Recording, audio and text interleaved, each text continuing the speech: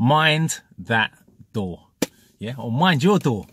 Okay, so as a private hire driver, yeah, you're in control of all of your doors, yeah, 1, 2, 3, 4, yeah, unless you've got like a 7-seater or whatever.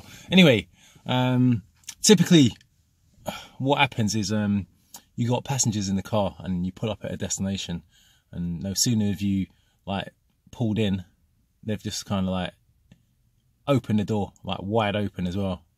Then they're faffing about while they get out, yeah. So you as a driver need to be in control of your doors, yeah. So if you're on a busy road and you're pulling in, yeah, it might be worth you telling your passengers or riders, whatever you want to call them, to, hold tight for a sec, yeah, if they need to get out into traffic, yeah. If they're getting out on the offside and they're getting out into traffic, then it might be worthwhile you telling them to kind of hold out for a bit, yeah, and you getting out of the car and opening the passenger door for them, yeah, the rear door for them, so they can exit the car safely when it's safe to do so, yeah.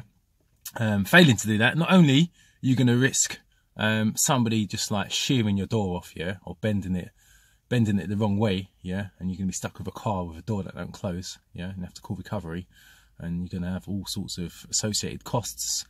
And not only that, time off the road while your vehicle's getting fixed, or if you're renting a vehicle, you're having to contact your rental agency to issue you with a new car, filling out forms and documents for insurance purposes, etc., etc., to explain exactly what happened, yeah. So to avoid all that, be courteous, you know, get out your car, open the door for the passenger so they can get, not only can they get out safely and make their way to the pavement if they're getting out roadside, yeah, but it saves the vehicle as well, yeah, which kind of saves you money in the long run and loads of paperwork, yeah.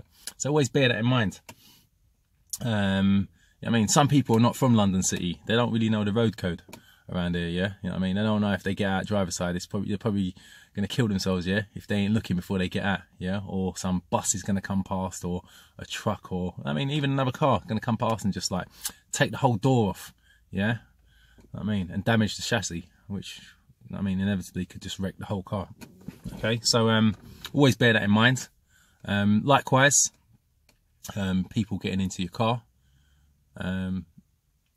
make sure they're doing it when it's safe to do so, you know what I mean. Always advise your passengers, you know what I mean.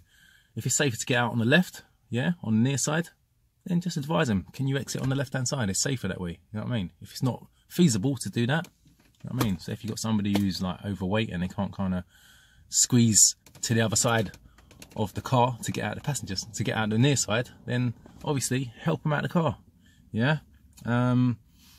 Sometimes you get people when they want you to pick them up directly outside their house, yeah, you know what I mean. So typically what I do when I go to pick up somebody, let's just take a normal quiet residential street, I'll pull up before the address, yeah, or before the marker on the map, yeah, you know what I mean.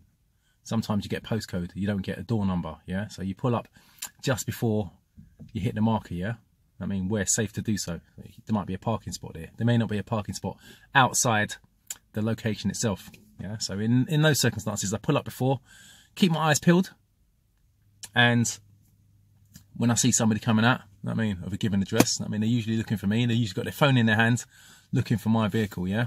So in those instances, you know what I mean, when it's safe to do so, I pull out and I put my hazards on. I'll stop in the middle of the road, you know what I mean, get loaded, and then away we go, yeah.